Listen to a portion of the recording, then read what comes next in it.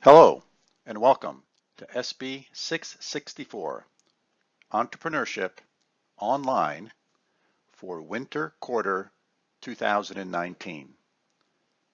In this video, I'm going to take you through some important information about the course, so I hope you will watch it in its entirety.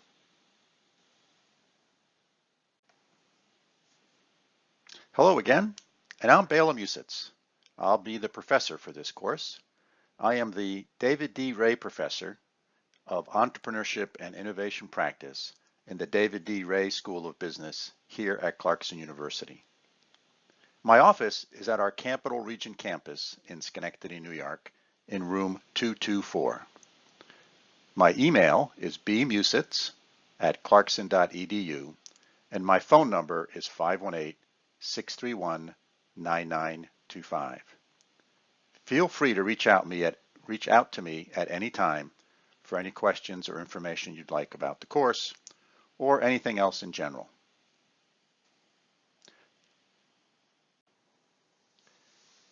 In this next set of slides, I want to take you through some important facts about the course. It's important that you know all this information because it will have an impact on what you do, how you do it, and what your final grade is for this course. Since this is an online course, that means we will not be having any face-to-face sessions. The course will be 100% online. So all readings, videos, lectures, and other information will be found in Moodle. All assignments will be submitted via Moodle. I also would like all your assignments to be submitted in MS Word format. If you don't have Microsoft Word, you can certainly use Google's word processor and then export the file into MS Word format. The reason I ask you to do that is because I will provide you with some very specific feedback for each of your assignments. So the method I use is I take track changes and I will make a copy of the file that you submit and I will edit it with my comments and your grade all in a nice clean package within that file. So it makes it for a very easy and efficient way for us to communicate back and forth and for you to get specific feedback about your performance on your assignments. We will also use the forums feature within Moodle. Since we don't have face-to-face sessions, the way in which we will be having our conversations and discussions will be via the forums. There's a couple of points I want to make. If you want to ask a question about something, I suggest you post it in the general forum for the course. This way, I will respond in the forum and all the students will get the benefit of your question and my response. Because oftentimes if you have a question, other students in the course have the same questions, just that you have asked first. So unless the question is of a personal nature, please post your questions in the forums and I will respond there. And then this also gives us a nice rolling history of the questions so that everyone can go back and review them and get their benefit. I find that that works very efficiently and very effectively. Of course, if you have a personal question, a question of a personal nature about a grade or something else, then please email me using my email address and I will respond to you privately via the email. In this course, we will use videos from many different sources. I have found that YouTube in particular is a great repository of many fabulous videos done very professionally, of high quality, with just fabulous information. So I have pulled together a large number of those and we will be utilizing those throughout the course. The other thing is, if you've never taken an online course, it's very easy to fall behind. Now, let me make a few points about that. This course runs basically on a 1-week cycle. The week starts on a Monday and it ends on a Sunday at 11:55 p.m. So all assignments are due Sunday night at 11:55. And I'll go through my grading policy later, but you will see that you do not want to be late for your assignments. So we sort of run on a 1-week cycle. For the most part, all assignments are due on Sunday at 11:55 p.m. There will be a few assignments which will be, I may ask you to respond to specific questions and then comment on those other people's responses in the forums. Those may have different due dates. But again, all of this will be clear within Moodle.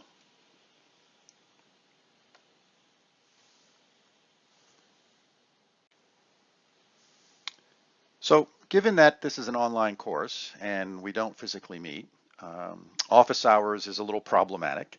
So what I do here that I find works very well is I'm always available for questions via the telephone, Skype, or email.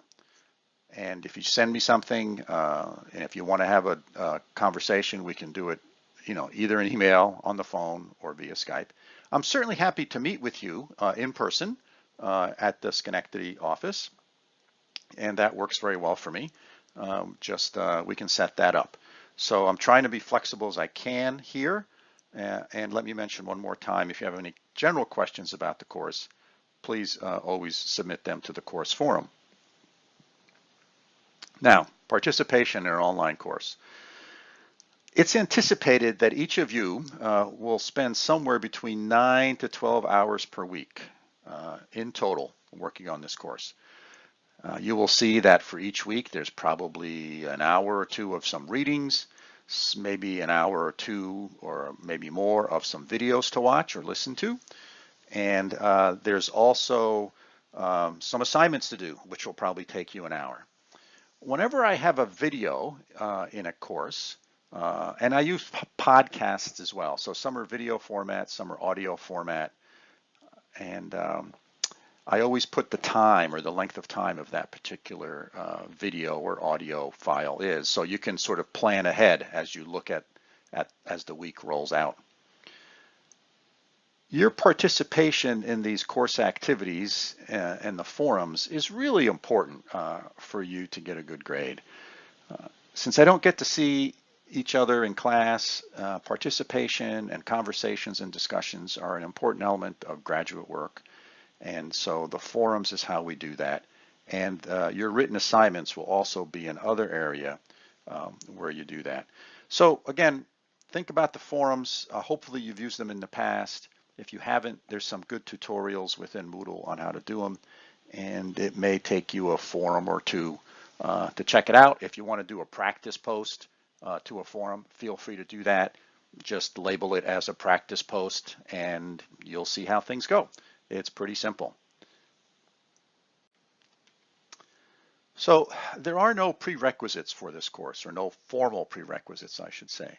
However, some basic business knowledge is helpful. So you should have sort of a very basic understanding of accounting and marketing. I think if you were a business undergrad, you'll have no problems at all. If your undergraduate degree was in some other area, there may be a little bit of extra reading you'll have to do or a little extra work. And if you have any questions about those types of things, again, feel free to reach out to me and I can respond. If necessary, we can spend a half hour on Skype and I can give you a little mini session on something if you're struggling along. So again, no formal prerequisites, but you will need to have some basic fundamental understanding of business. There's no textbook for this course. So basically, I have curated all the course materials. There will be some cases from Harvard Business School, and there's a link in the course on how to obtain those. You'll have to buy them. I think the total is less than $30 for all of the cases. You'll need a credit card. You'll have to set up an account at Harvard Business School to purchase them, and they get basically sent to you as PDF files. So that's the only thing you'll really have to purchase.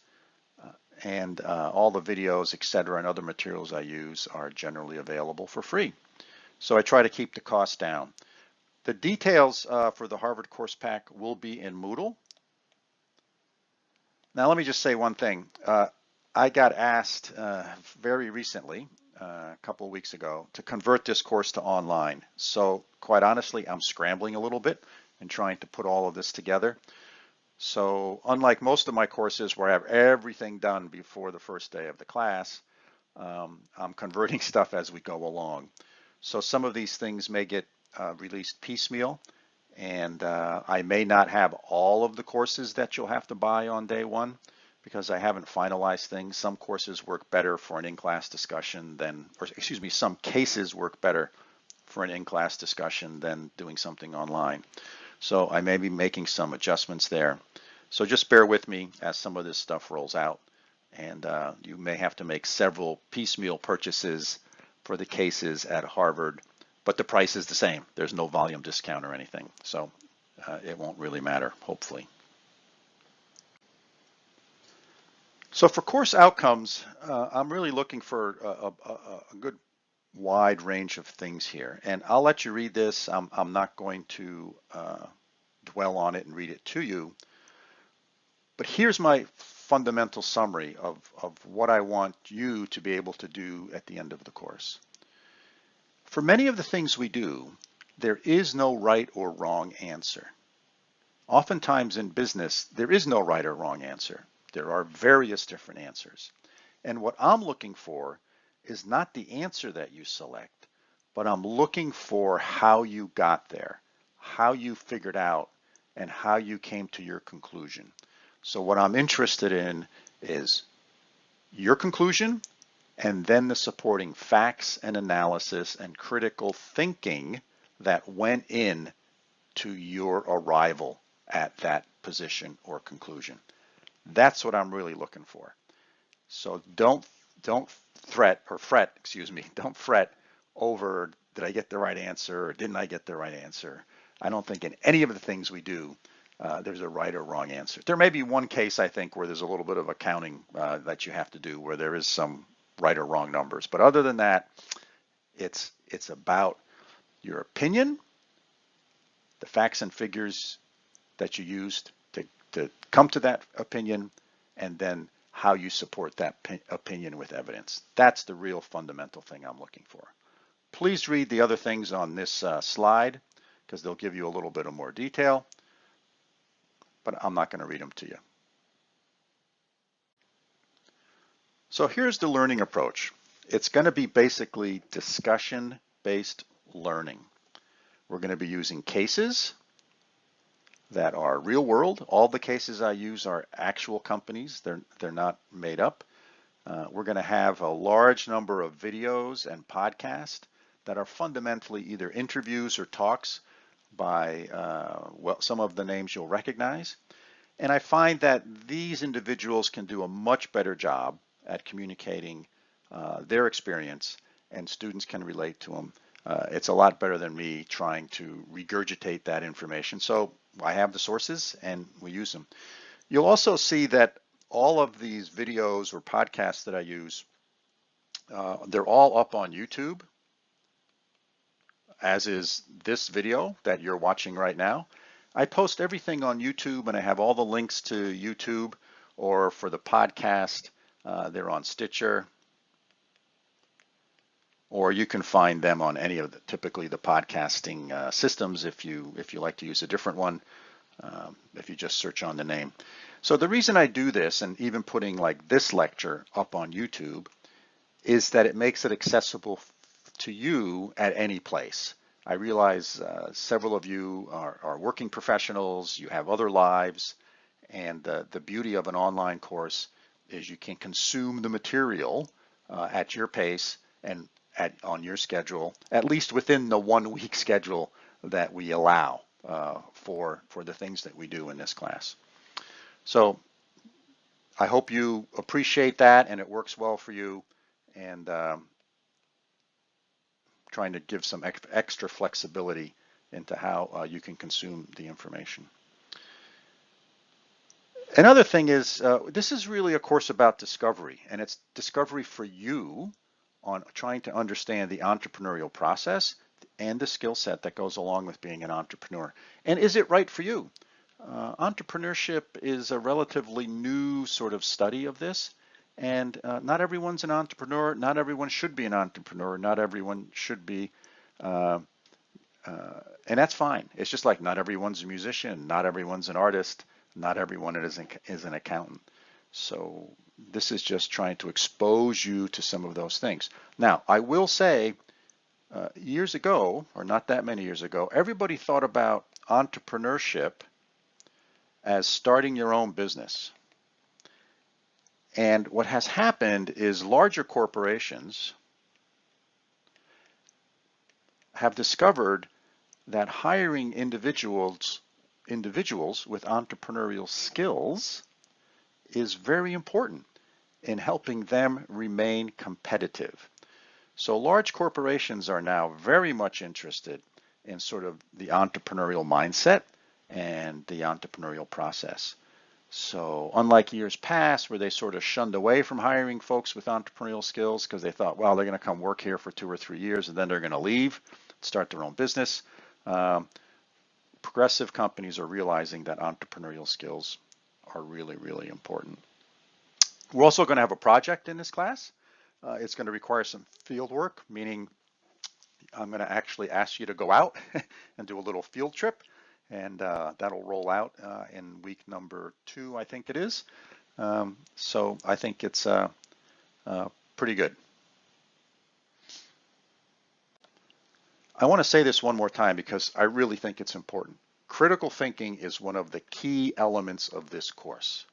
And by critical thinking, what I mean by that, as I said before, there's no right or wrong answer to these cases and discussions. But what I'm interested in is how you think about the situation, how you analyze the facts, and how you pull it all together. And all of the data that you synthesize in your response is key. So when I'm asking you to do a write-up, those are the fundamental elements that I'm looking for. So please keep that in mind. It's very important.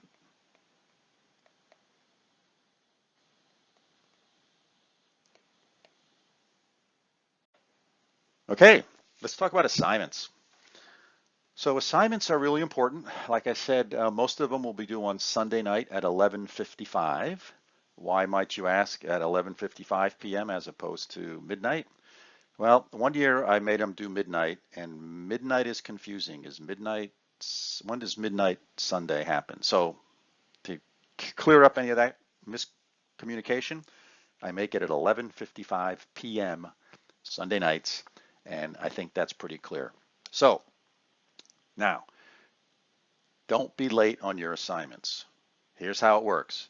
If you're up to 24 hours late, so if you're from 1 second to 24 hours late, it's a 5-point deduction. If you're between 1 day and 2 days late, I'm going to take off 10 points. And if you're between 2 and 3 days late, you're going to lose 20 points. And if you're more than 3 days late, I'm not accepting the assignment. And you're going to get a grade of 0. Now, I will say, when you get a grade of 0 on an assignment, boy, does that take down your average, because there's only, I think, 7 or 8 assignments. So you can imagine getting a 0 is really bad. So it's much better to submit something, even if it's 3 days late, and getting 20 points deducted than getting a 0. Now, we all understand stuff happens in people's lives.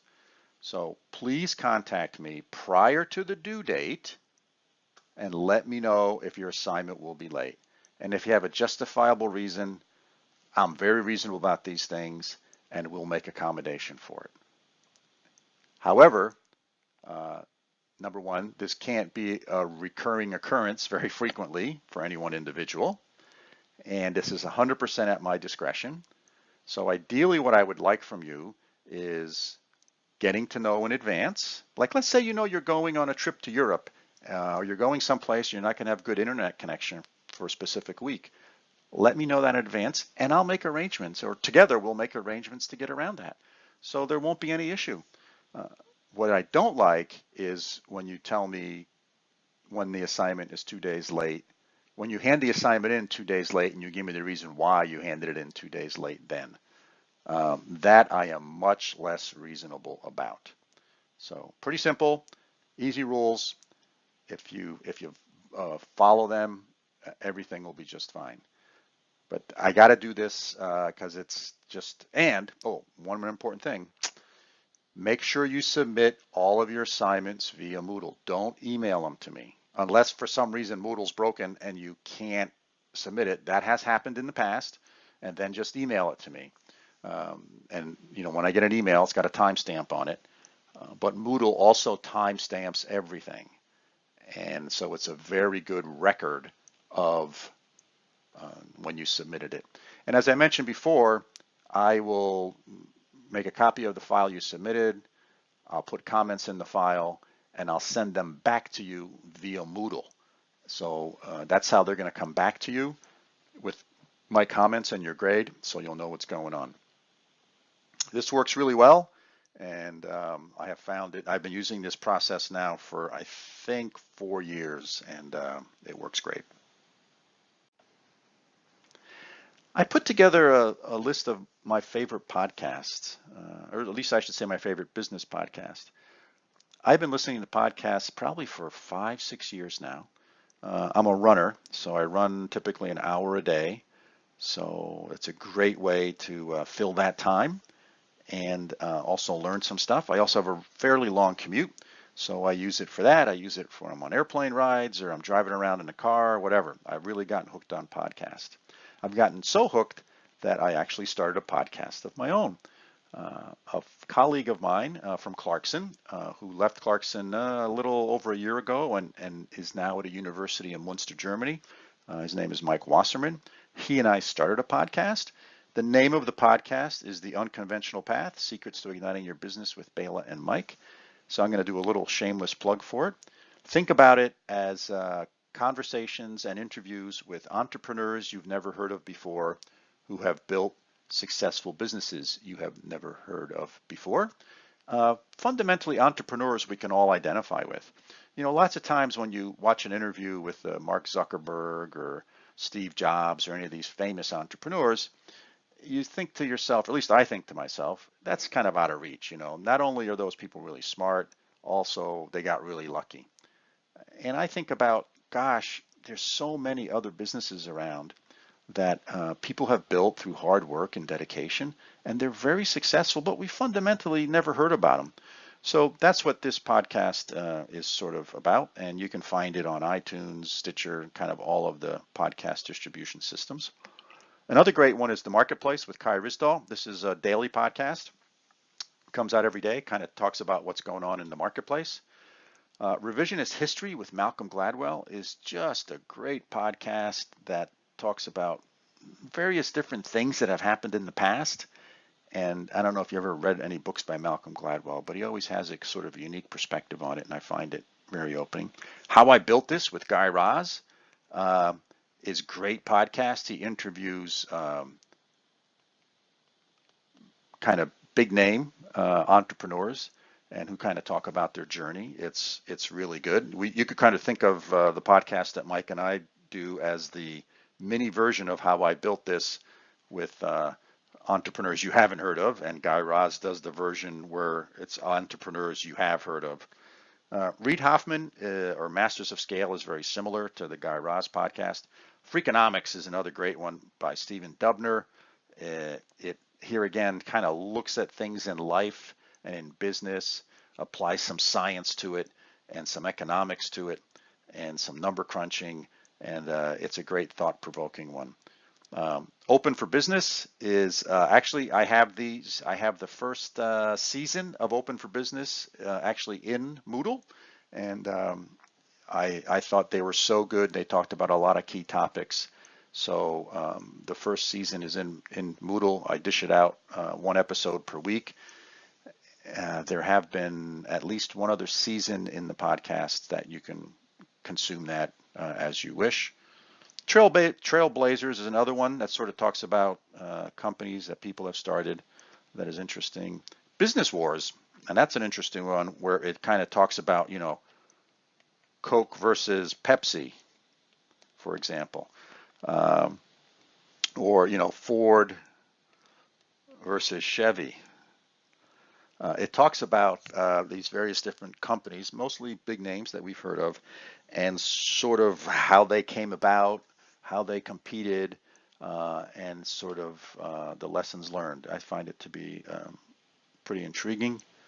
The Business Wars one. Entrepreneurship Stories for Inspiration is good. 10% Happier with Dan Harris. So this is not really about business. So Dan Harris is a reporter. You can see him on the weekends on TV. And I think about 4 years ago, he had a nervous breakdown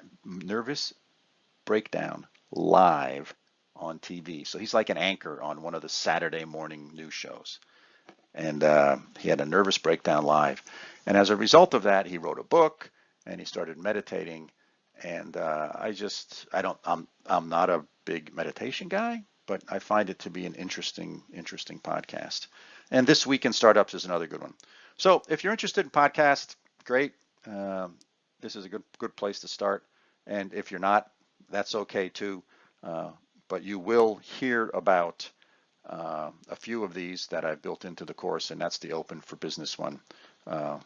You'll get a taste of that because it's right into the course. So another thing I want to say that happens is I do publish a syllabus, a written syllabus, because they make me. But the chances are that as things evolve and develop in my courses, I tend to change things. So Moodle is always the master. And what I'm trying to tell you is there may be a difference between what the syllabus says an assignment is, or when an assignment is due, or what a topic is, and what Moodle says. Moodle is the one that you got to follow. So I just want to be clear on that. It's happened to me in the past where, after reviewing some assignments, it becomes clear to me I didn't do a good job in communicating those points and those learning values. So we're going to spend some additional time on it. So I changed some things in Moodle. So if you're one of those folks that likes to take the syllabus and the class schedule and print it out and put it in a 3-ring binder, that's fine. But just be warned, Moodle is the master. So thanks for listening to this quick summary. I do have a syllabus that has a lot more details about this, and you can find it in Moodle. So please read it. It's got significantly more detail than what we just went over. So please review that.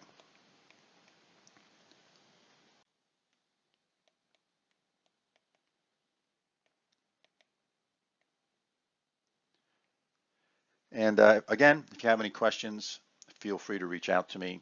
And I look forward to having a great class with all of you. Thanks.